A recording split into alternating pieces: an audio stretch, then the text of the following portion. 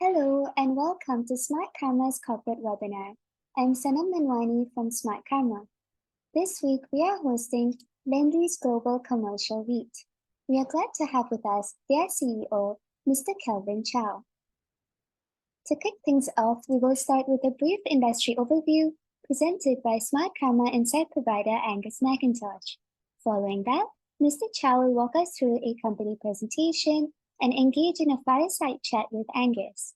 We are taking live Q&A, so I would like to request our attendees to put your questions in the Q&A tab at the bottom of your screen. During the webinar, we will also share some links on how you can connect with Lendlease and read more research by Angus. So please do keep a lookout for messages in the chat box. Without further ado, I now hand it over to Angus to take us through an industry overview. Angus, please. I'm going to give a very brief overview of the Singapore commercial property market, and obviously more interested everyone to hear what Lendlease has got to say about their own business and projects. So let me just start off looking at the Singapore retail market, which has been obviously pretty resilient post-pandemic, a very strong recovery in rentals. Domestic demand has picked up. You've seen a recovery in tourism numbers. I think at the end of November we had 12.4 million tourist visitor arrivals to Singapore, but that is still expected to be probably between 13 and 14 million by the year end. December is generally quite a strong month, but it's still well below the 2019 peak of 19 million visitor arrivals. So that in a sense means you'll probably like to see some still very strong support from visitor arrivals for retail rentals. New occupier demand comes from kind of new to market brands, existing brands, building more physical stores. Areas of strong demand include F&B, obviously people getting out and about a lot more, athleisure apparel and luxury retail. There was a relatively tight supply situation in the third quarter last year, but vacancy rates continue to fall because we had the closure of J-Cube. Rejuvenation of projects and tourism, as I've already mentioned, are driving occupier demand, along with more workforce footfall, quite a tight labour market, a series of conferences and exhibitions, and that sort of leads on to the outlook for the coming year, which looks very strong. I think 2024, you've got a number of quite large conferences, the Singapore Trade Fair, Singapore Air Show, the International Dentists Convention, which will bring 80,000 visitors alone. You've got Taylor Swift, Ed Sheeran, and Coldplay also drawing in tourists. So retail market looks to be pretty strong, and there's not a lot of new supply coming on stream.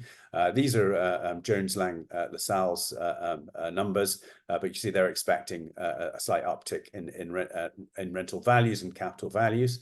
And there's not a lot of new supply, as you can see from this chart, coming in 2024.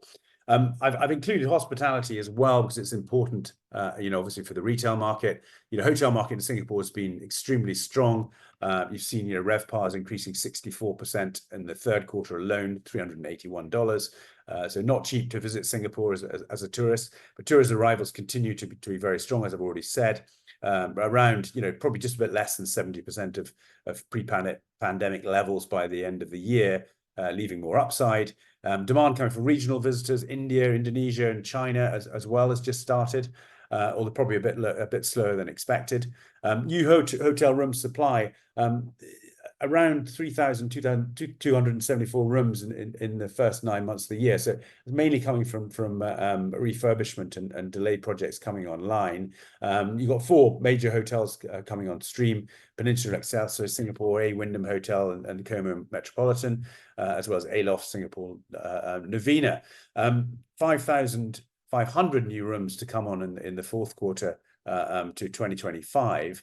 And more than 50% of that in the luxury segment. So there is quite a lot of new supply, but I think at the same time, you see very strong tourism numbers still increasing, and the average daily rates are extremely high as well. So that should provide strong support, I think, for the retail market. I just moved to the office market.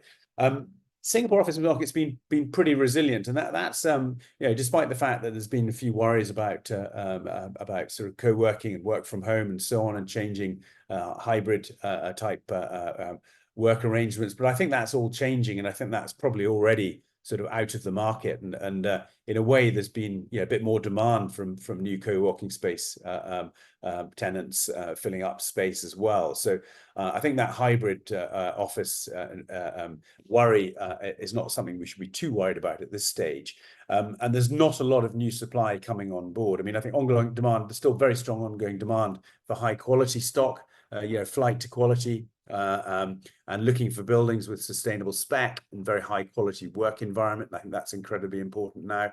As I say, very little new supply in the investment grade market. I think only Guaco Midtown opened this in last year, and that helped to support rents.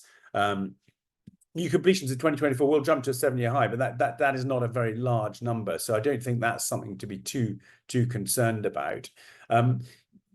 You've also got, I think, rental reversions should also remain pretty positive for this year. If you think that generally there's a 3-year cycle in reversions, and we're going up against rates which were set in 2021. So I think positive rental reversions is again a potential driver for 2024. And the Singapore government remains extremely supportive of the office sector. No new supply of land until 2030. So new supply has to come from redevelopment, and that is required to have a 40% residential component. So I think we're in terms of supply, the office market looks quite strong. But without further ado, I will stop sharing my screen, and I'm going to pass over to Milan to give the initial presentation, and then we'll have Kelvin Chow to answer the Q&A. Over to you, Milan. Hi, everybody. My name is Milan, and I'm from the Investor Relations team. Happy New Year to all, and hope you are easing into the working momentum. And also thank you on behalf, I would like to also thank Smartkarma for having us, and also Angus for hosting and moderating the Fireside Chat later. So without further delay, I will maybe give a very short presentation on the latest update of Lendlease Global Commercial REIT. And just wanted to highlight to everyone that this deck of slides will be is actually on our Q1 business update, and we don't have any financial numbers to share here. So just to set some expectation, so we will run through maybe the operations update and key highlights as at 30th September 2023. And our portfolio committed occupancy remains very high, almost full at 99.9%, and with a high weighted average lease expiry as well, 8 years by NLA. And also as at the quarter end, end of September, our retail sector rental reversion was very high at 16.3%. And as for our tenant sales, we saw an increase of 4.6%, and also tenant retention healthy at 78.2%. And as for the capital management, our gearing ratio remains at 40.6%, and also weighted average cost of debt about 2.94% per annum, with an interest coverage ratio of 3.9 times. Also, our fixed rate borrowings stood at 61%. In terms of the portfolio lease expiry profile, just for the first 3 months of FY 2024, and we have already de-risked most of the leases expiring during the year to about 4% by NLA and about 8% by GRI. And in terms of WALE, as I mentioned earlier, it remains high at 8 years by NLA and 5.3 years by GRI. And also in terms of the tenant base, food and beverage, broadcasting, and fashion and accessories remains our top 3 categories. And the positive rental reversion of 16.3% mentioned earlier is also on the back of healthy leasing activities and also uplift in the retail market sentiment. So zooming into our portfolio occupancy, on the left-hand side is our retail portfolio. So retail portfolio in our in LREIT, Lendlease Global Commercial REIT, we have two retail assets, Gen and 313 at Somerset. So Gen is doing very well at full occupancy, 100%, as at 30th September. And 313 at Somerset is also doing quite well at about 99%. So overall, our retail portfolio overall is about 99.7%. And on the left-hand side, some numbers on our office portfolio. So office portfolio as at 30th September, we are having a long WALE of about 12 years by NLA and 14 years by GRI. So all these will help to ensure that we have a stable income stream from our office tenants. So I would think, and recently we actually did an announcement on lease restructure of our Milan asset, which I'm sure there'll be some questions from the floor, and Kelvin will be able to answer that. And okay, so on Singapore, it is fully leased to the Ministry of National Development until 2044, and there'll be a rental review once every 5 years. For the Milan asset, it comprises 3 Grade A office buildings that are fully leased to Sky Italia as at 30th of September until 2033. So post the restructuring, I think by the first quarter of 2024, calendar year 2024, we'll be taking back one of the buildings there. So the numbers will change slightly in our next coming results.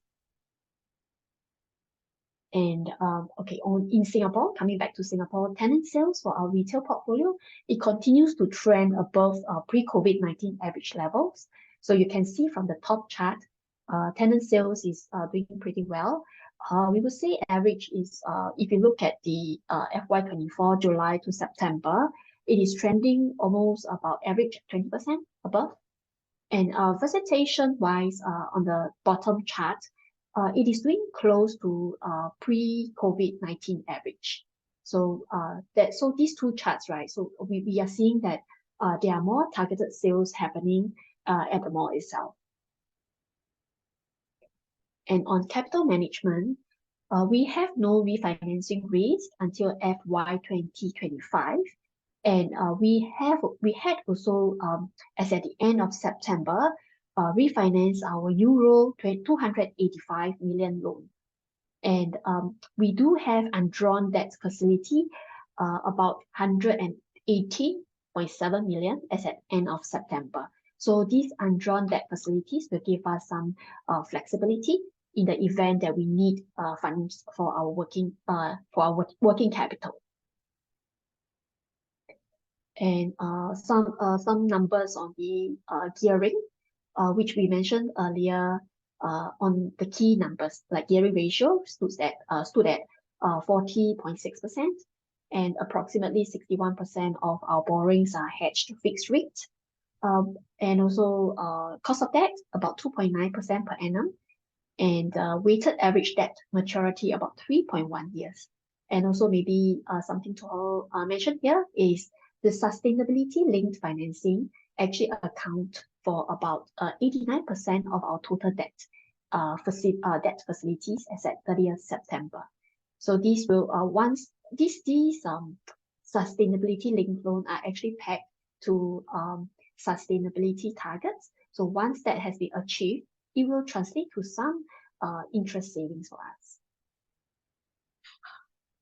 And if the audience are keen and focus on ESG, we in the GRESB ranking 2023, GRESB ranking is actually a benchmark industry ESG benchmark report rating for the for global. It's actually global based, and we for the first time we were actually awarded the global sector leader in retail.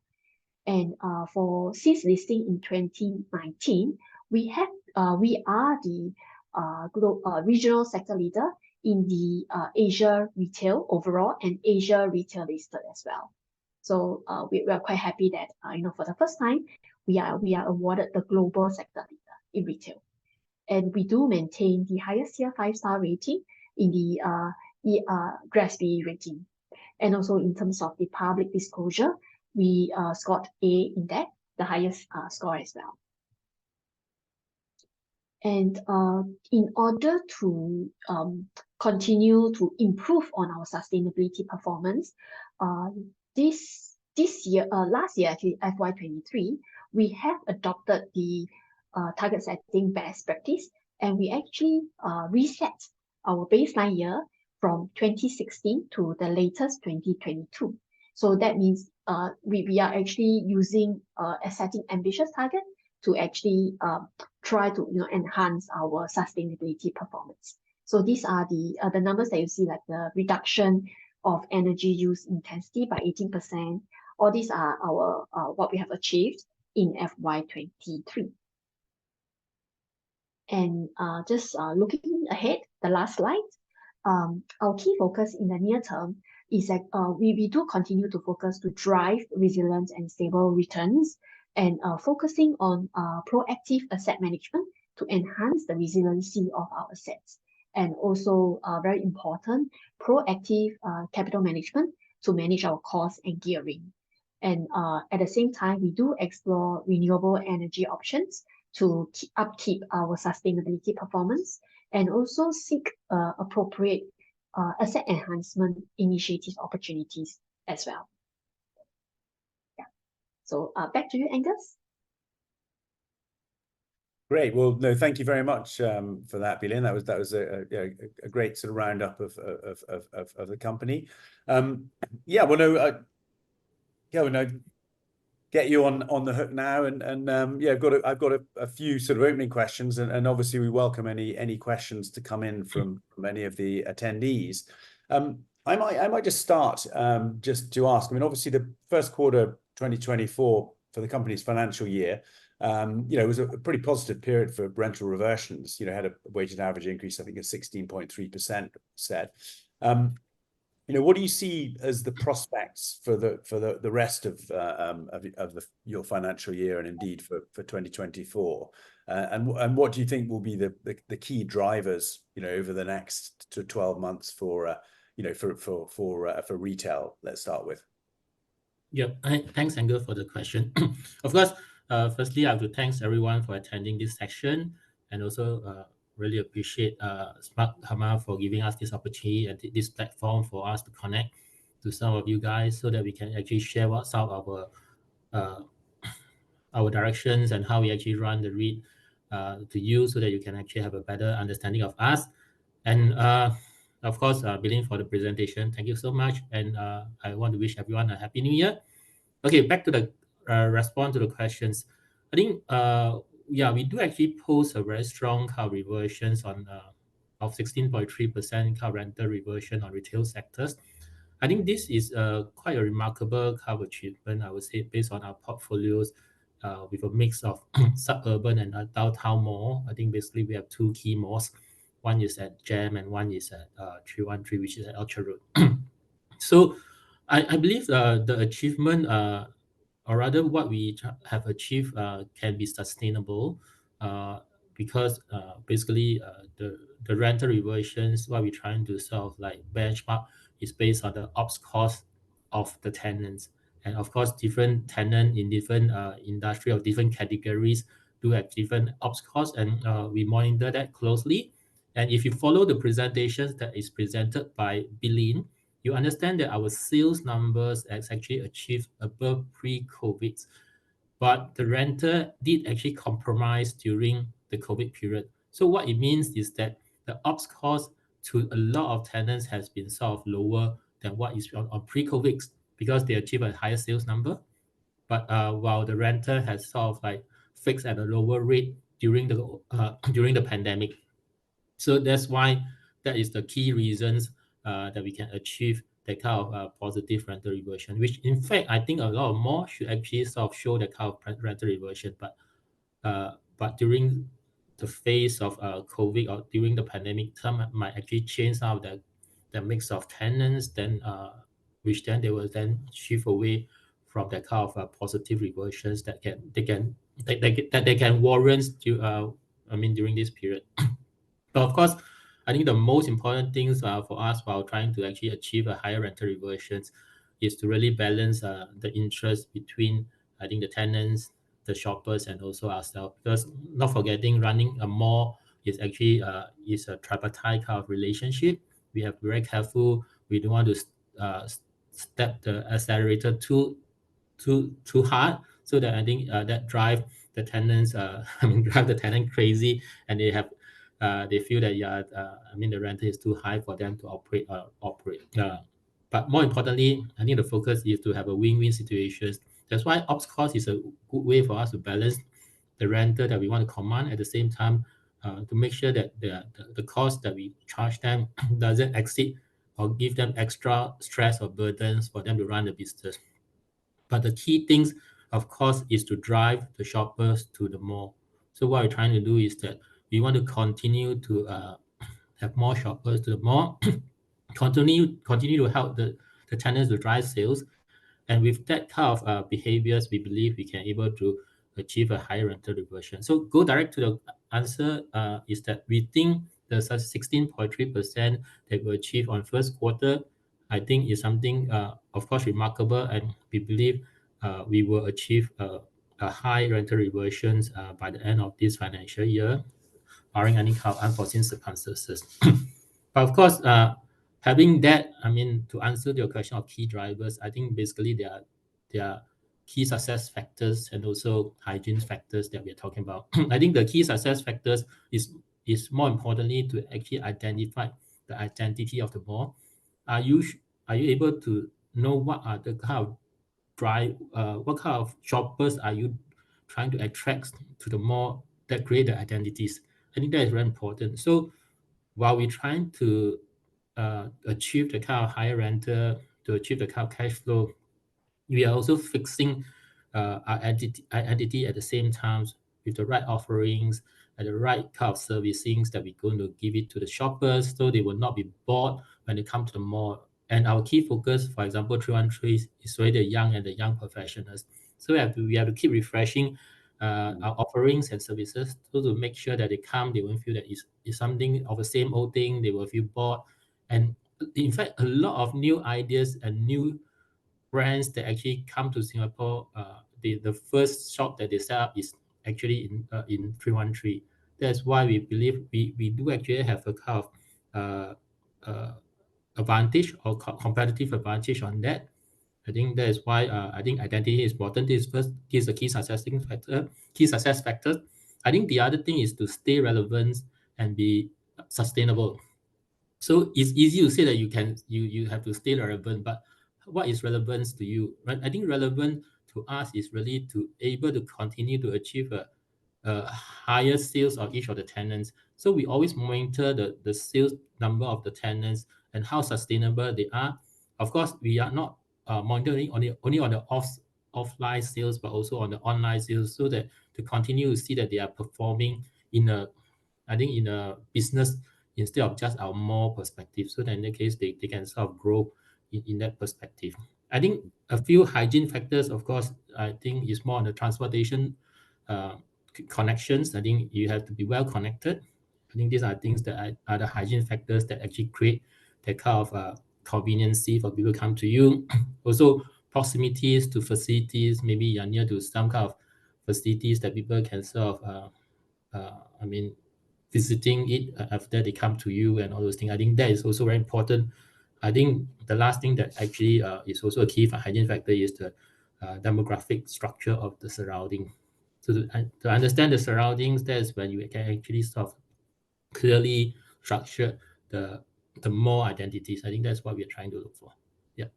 So, and that's very interesting. So, I mean, do you, obviously you're virtually 100% occupied, both your major malls, but you almost need to see some kind of tenant turnover in order to refresh and bring in new brands. So I guess there's a balance you have to strike with that, and it'd be interesting to hear from you. What have been the kind of major? I mean, I think F&B was mentioned as one, but what have been the sort of major types of tenant who've come in more recently and who are driving, you know, the footfall and attracting, you know, more customers to come to the mall? Yeah, I think it's a very good observation, and we do indeed actually have a very high occupancy, and in fact, it's been constantly achieving close to 100%, and that is certainly above the market average, I would say. But I think we are not complacent to the kind of achievement. What we're trying to do is to continues to, I mean, as I have mentioned before, continue to change our trade mix. Of course, the trade mix could be the categories of products and offering that you have in the mall itself, and also it could be the mix of major tenants to minor tenants and all things. So that in that case, to sort of create that kind of right proportion and right proportionment, so that in that case, people come, they know that there are some anchor tenants at the same time. There are also some specialties offering that actually kind of create the kind of different kind of feel, and which actually could make them be very interested to come to your mall, because every time you come, they have some different kind of specialty store and kind of things to offer them different things. I think after the pandemic, or rather even during the pandemic, we start to focus on tenants that has this omni-channel strategies. Why we want to look at that is not because we want to drive. I mean, it's not that we want, or rather we encourage them to go for online sales, but rather we want tenants to have multi-channel to reach out to the shoppers, to the customers, so that in the case when in terms of another pandemic or other things that sort of stress test their business model, I think they are always be able to survive. So the survivability of the business of the tenants is important to us. I think the interests of the shoppers that come to our mall is important to us. That's why I think while we achieve that kind of 100% occupancy, we actually continue to sort of transform and shape ourselves differently to continue to be, again, as I said, one of the key success factors is to be relevant, is to stay relevant. I think to stay relevant to your shoppers, relevant to your tenants is relevant to your tenants is very important. Right. No, that is interesting, and bringing in, I mean, I guess having some kind of rotation of tenants, if you want to put it like that, it gives probably an opportunity also to have some more positive rental reversions. Would it be right in saying that? Yeah, I think that I think from an investor perspective is certainly a good way to sort of convince them that we still continue to able to drive positive kind of cash flow to them. And of course, given that kind of reset of the component do actually give us the opportunity to improve on the cash flow wise, as you said, the reversions from that perspective. But of course, the main driver for us again is sustainability. We want to have a sustainable returns, while we like to bring in certain brand that actually do create that kind of hypes on certain kind of trend and whatever. But we also have to see whether that kind of brand can last maybe in the long terms, which I think that is something that we try to focus on. Yeah. Right. So you want to have resilient long-term tenants, as well as having having sort of change at the margin, if you like, to fulfill kind of short-term trends and address demand, you know, from consumers. Exactly. Some tenant actually can give you very high of rental, but you sort of know that, I mean, the business is not sustainable, and they just want to find a location that is that have good traffic. But after all, it could actually it might not able to blend into your mall identity. That's something that we might not actually consider. Rather, we will have to take in someone that actually have a longer view, which is longer kind of trajectories on the growth and all those things to help us to sort of position ourselves in terms of tenant choices. Right. Understood. And yeah, looking at the existing retail portfolio, is there any potential for if you like, asset enhancement initiatives to take place? I mean, I think there's a new multifunctional event space at 313 Somerset, which maybe take a wee while to finish, but maybe you could expand a little bit on that. Yes, I think it's a very good and relevant question, and in fact, this question has been sort of asked every time when we engage with our investors. Yeah, we do actually have this additional plot ratio given by the authorities per se, given that we are actually located at the middle of Orchard Road, which actually is focused on youth, and they want us to expand our business to be relevant to the youth. So we are very careful to deploy these additional plot ratios, which actually we did actually deploy around probably close to 1,000 of square feet on it, and we still have a balance of around 10,000.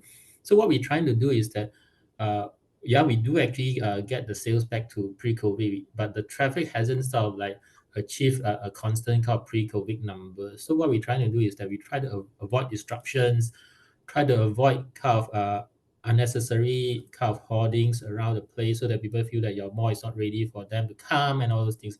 So while we do actually have these additional plot ratios that we are able to deploy, so that once we deploy, we add additional cash flow to the unit holder for distributions.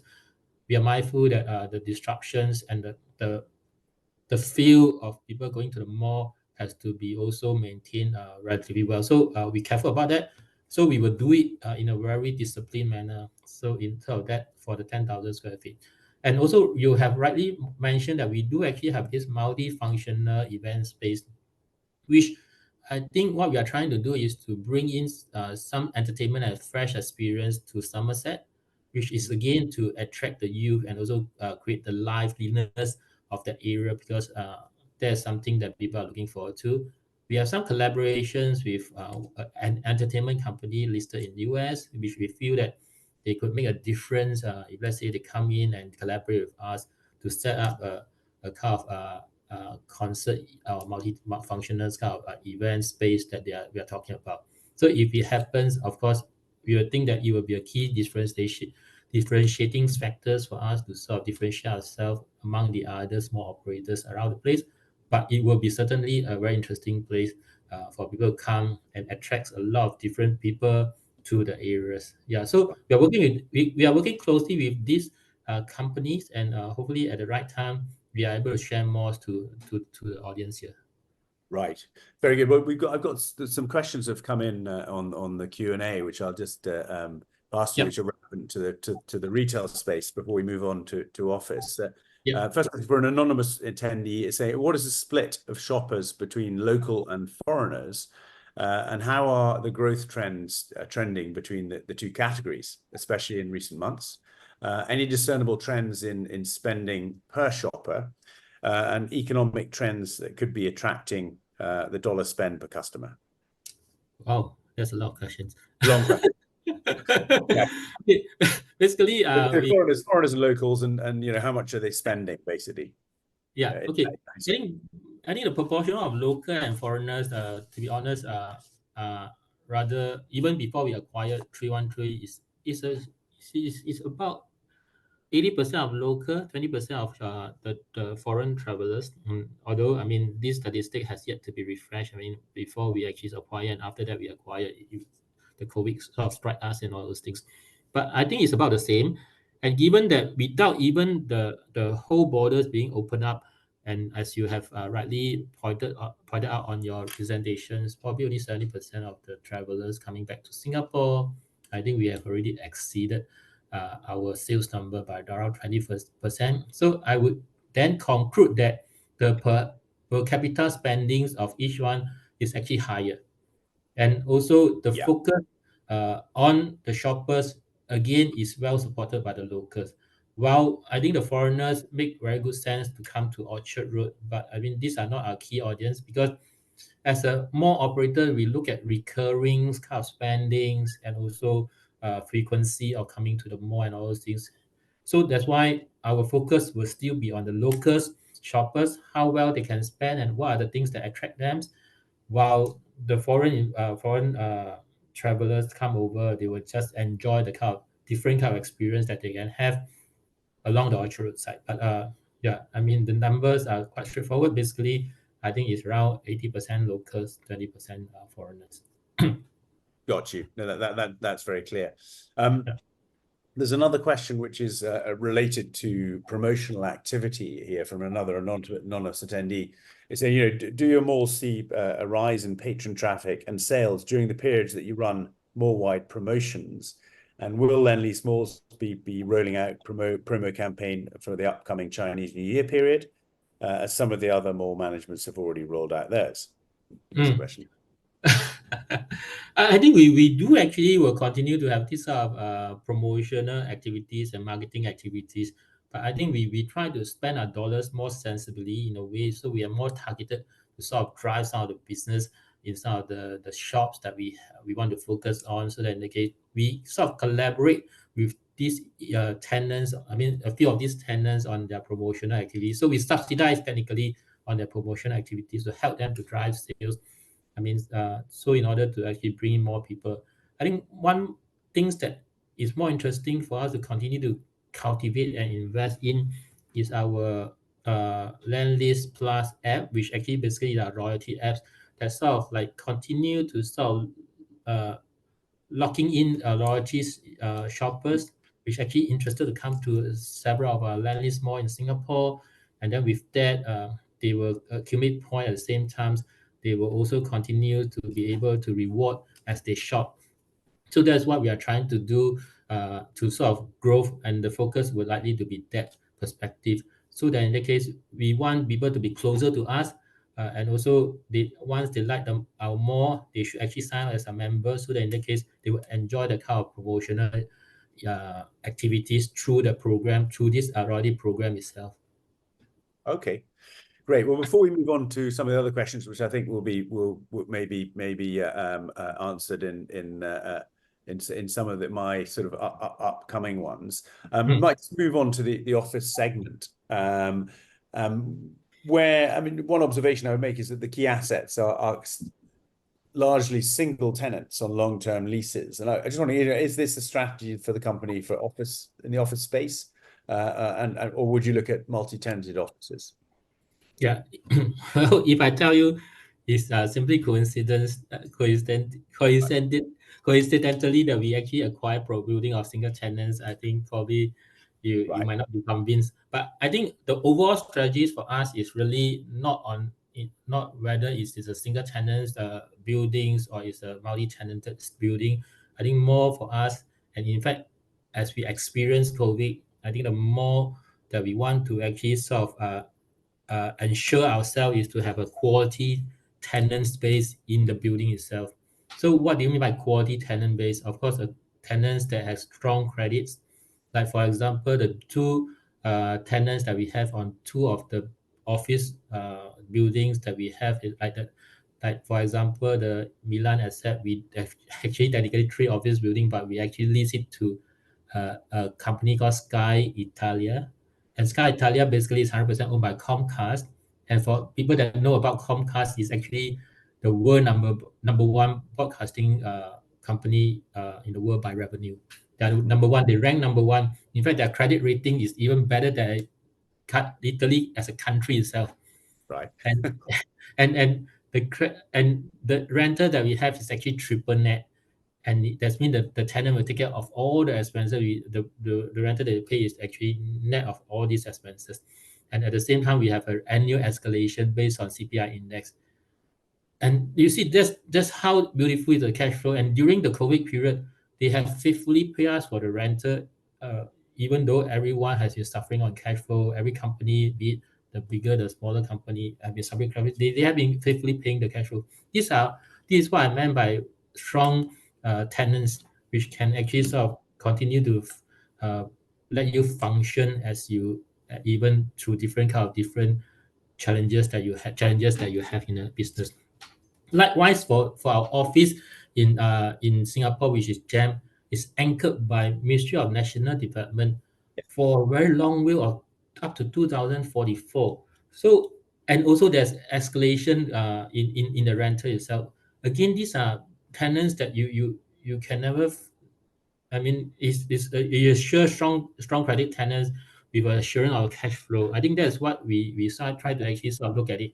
So if you ask me whether I'm interested in a single tenant or whether it's a multi-tenanted office that I'm looking at, I would say that I rather focus on the underlying cash flow from the tenants, whether they are strong in credit, they are strong in cash flow, and whether these tenants are in the right or correct industry that is able to propel them in the future growth. I think that's more important for us.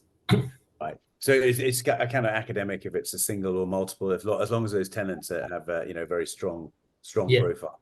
Exactly. Yeah. Very, very interesting. And just to look at sort of the pipeline for new asset acquisitions, are the new acquisitions, are they more likely to be sourced from Lendlease or from third parties? Just to give us an idea of how you look at potential acquisitions. I mean, you have the capacity to make acquisitions, so it'd be great to get some feeling for that. Yeah, I think it's a very relevant question again. I think, of course, given that our Lendlease group, which is our sponsor, basically they have a very strong AUM numbers, which I think make up around 34 to 36 billion Australian dollars. And also they have a lot of very strong number of asset under management, which is close to 100 over billion kind of asset project that they're actually managing and developing. So these are sort of potential pipelines for us to sort of grow. So in the case for Lendlease Global Commercial REIT, we are not really worried about the future growth of our REIT. Rather, we want to actually anchor ourselves to the right asset, so that in that case, the unit holders buy into the stories of our growth, and also they support us as we want to do the fundraising that is relevant for the acquisition and all things. These are things that we try to focus in. So of course, our emphasis is really again at on the tenant, also on the location of the asset, the demographic around the asset itself, and how that can future enhance the potential of the cash flow. Is there any enhancement potential? And also, I think something that cuts over the whole thing is really the sustainability, whether they have the sustainability elements to that, because while it's not as significant as now that people are looking at sustainability, how the carbon proven kind of building that they are talking about, the futures might be a different thing. So are you ready for that? I think that's something that we are looking at in terms of our acquisition. So yeah, I mean, so in short, we do actually look at our sponsor as a good flow of pipelines, but nevertheless, we actually also look at third-party acquisitions. And back to our Milan asset, actually, that is not a Lendlease asset. That is actually acquired by a third part from a third party, and we have to actually as an exclusive kind of period to sort of buy over the building. And in fact, the day when we get listed is the end of the day when we have the exclusivity on that acquisition, and we managed to get it successfully acquired. So I think that's something that I think we continue to look at it, as long as it's something that we feel that is suit our profile. It can actually generate relevant revenues, and more importantly, a sustainable kind of revenues. That's what we're trying to look at it. Right, and just to get an idea, I mean, do you see any particular geographies as being more attractive? Obviously Singapore and Milan, but would you look at other European cities, and would you mostly look at developed markets rather than emerging markets? I think for us, and also for REIT operation, we likely looking for a more stable kind of cash flow to sort of like protect the unit holders' interest. So what we do is that we likely look for developed country, or developing or close to developed countries, so that in that case, the stability is there, there's less of uncertainties, and they're more assuring of the political situation over there. I think that's something that we have been very mindful of. So actually, technically, we love Singapore. To be honest, that's why our portfolio at this moment, probably we have around 88% of our asset is actually on Singapore, in Singapore. And not forgetting, we do actually have other kind of Singapore pipelines, for example, like the Paya Lebar quarters. We do actually have 3 office building and 1 more, which is probably available for our acquisitions. At the same time, we recently have acquired a small stake in Parkway Parade, and Parkway Parade probably to some Singaporeans staying in the East are very is one of these iconic shopping malls that they should be very familiar with.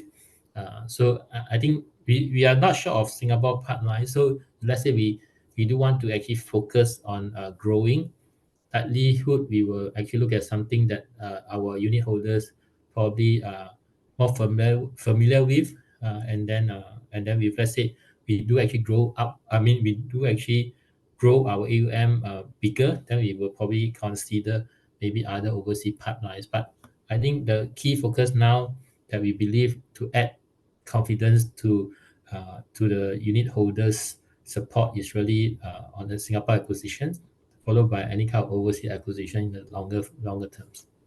Right. Yeah. No, I was going to ask about Parkway Parade because you have I think a 10% strategic stake. Yeah. I mean that's effectively what a sort of long-term option potentially on something larger. Would that be fair to say? Yeah, if it do actually perform and give a very good kind of outcome to the unit holders, we might actually consider growing it. I mean, increase the stake that we are talking about. But I think probably that is not in the immediate action that we are going to focus on, because what we are trying to do is to sort of like see the performance first, at the same time trying to sort of manage our gearing to make sure that our gearing is at the right numbers before we actually do the next acquisitions. We want the unit holders to be investing in us in a very comfortable manner. So at this moment, they feel that maybe our focus should be actually managing on gearing first instead of doing acquisition, which we understand. We are trying to sort of see how we can sort of manage it lower. Right. Got you. No, in fact, I'm looking at some of the questions that have just come in. One was actually on Parkway Parade. Yeah. And I think you've already answered that. So I don't think we need to go into that in any more detail. There's another one here. So what is the roadmap for future asset pipeline for inclusion in the REIT? For example, a marquee asset like PLQ and stake increase in Parkway Parade. So I think we've probably covered that as well, unless there's anything else you want to say on that. Just to sort of go to the capital management side of things for a short while. Obviously, how do you see future acquisitions being financed? Obviously gearing is at 40%. That's probably sort of the limit to gearing. Is that right? Would I be right in saying that? And you do have an undrawn loan facility. What's your strategy behind financing new acquisitions? Yeah.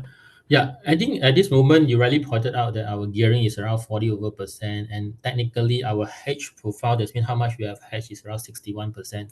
So on both end, I would say that we are not actually on the extreme, on the gearing, we are not at the extreme high, but we do actually want investor to be very comfortable. That's why we try to manage our gearing lower.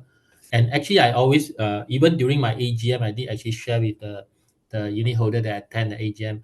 For us, as having a 40% is actually a reasonable kind of gearing, because if you look across all the assets that holding commercial assets, I think a gearing level is even higher than us.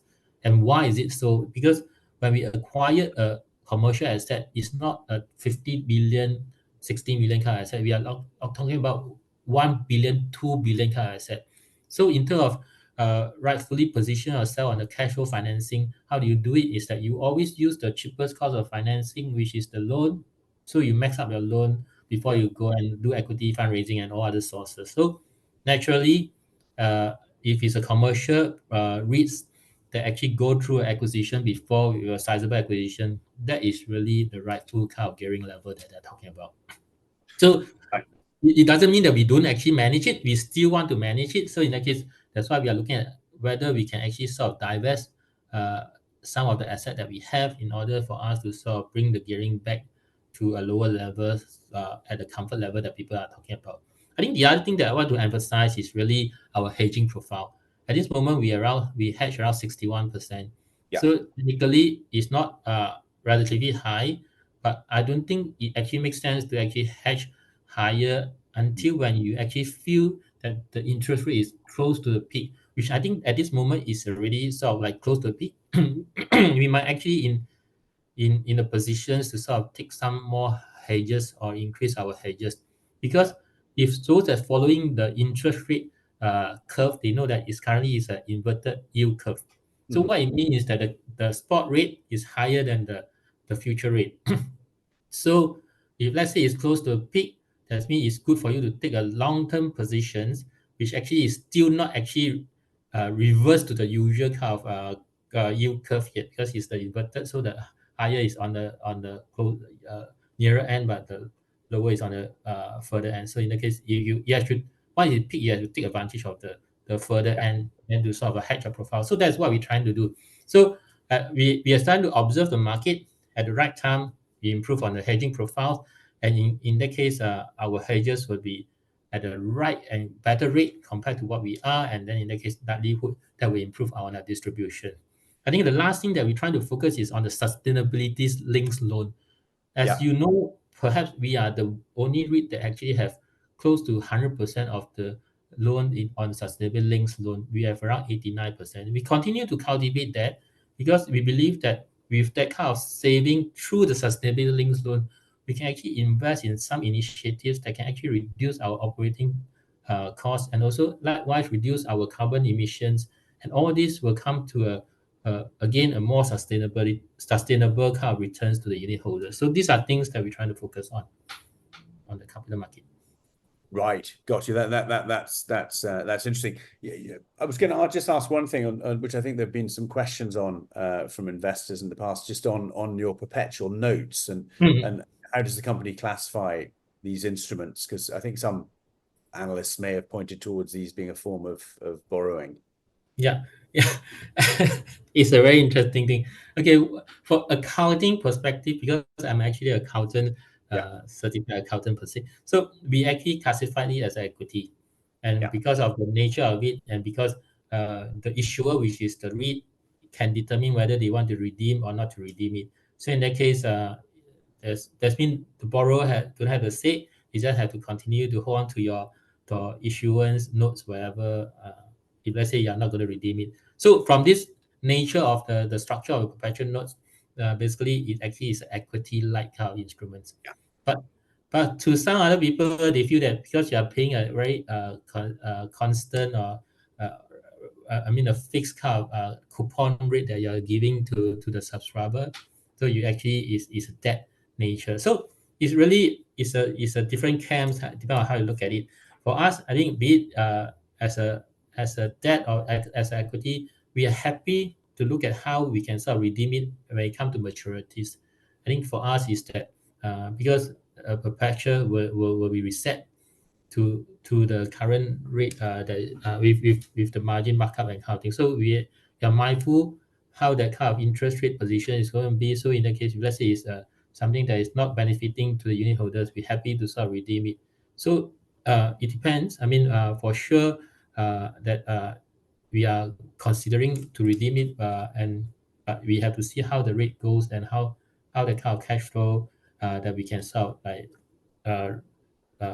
ready for us to address that situation. So one of the things that we're looking at, as again back to my answer earlier, is that we're looking at whether we can divest an asset to sort of get ready the cash flow to sort of pay down the perpetuals.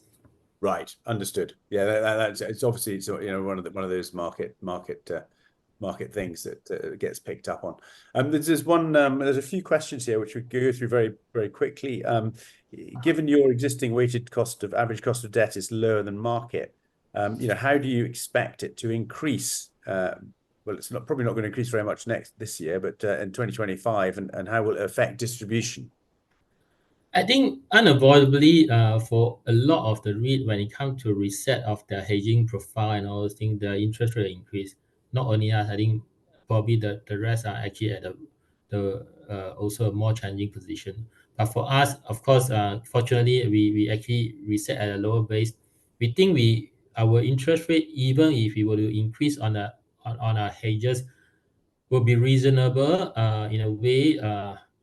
Although I mean we are quite conscious we cannot disclose some non-public information, but I think even if you reset the interest rate to the latest rate, it will still be something that I think technically lower than the market, or if not on par with the market rate itself. So with that kind of things, what we are trying to do is that we try to drive the top line.